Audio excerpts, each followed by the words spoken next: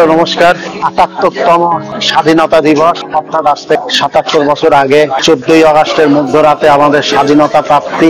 নিশ্চিতভাবে এটা তো আমাদের পরম প্রাপ্তি। পরাধীন ভারতবর্ষ স্বাধীন হলো। যারা স্বাধীনতা সংগ্রামী, যাদের হাত ধরে আমাদের দেশ স্বাধীন হয়েছিল, তাদের অনেক স্বপ্নের ভারত তৈরি হবে, শ্রেণীহীন শোষণহীন একটা দেশ তৈরি হবে, সেই স্বপ্ন নিয়েই তারা স্বাধীনতাটা এনেছিলেন।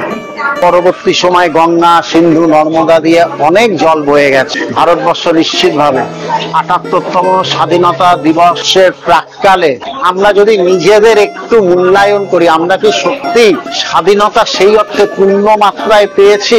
সত্যি কি একটা শ্রেণীহীন শোষণহীন একটা দেশ আমরা পেয়েছি, যে দেশে সবাই সমানভাবে বেঁচে থাকবে, সর্বত্র আমাদের যা কিছু, আমাদের দেশে যা কিছু আছে সর্বত্র সমভাবে বন্টন হবে? আমরা কি সেই স্বপ্নের দেশ পেয়েছি? হয়তো আরো পথ হাঁটতে হবে, কিন্তু স্বাধীনতা, প্রতিটা স্বাধীনতা দিবসই যারা দেশের শাসন ক্ষমতা চালায় এবং পাশাপাশি দেশের নাগরিক, উভয় পক্ষকেই যথেষ্ট দায়বদ্ধ হতে হবে একটা সুন্দর দেশ গড়ে তোলার ক্ষেত্রে। আমি, আপনি এবং দেশ যারা চালায় তাদের প্রত্যেককে দায়বদ্ধ হতে হবে, কাউকে বেশি কাউকে কম।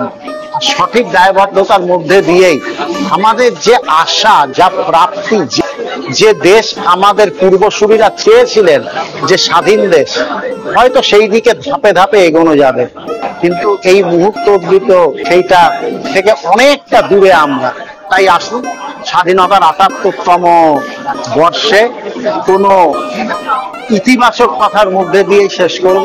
নিশ্চিতভাবে একটা ধনধান্যে পুষ্পে ভরা একটা দেশ আমরা আজ অথবা কাল পাবই, যে দেশে সমস্ত নাগরিক সমান অধিকারের মধ্যে দিয়েই, সম অধিকারের মধ্যে দিয়েই জীবন বিচরণ করবে।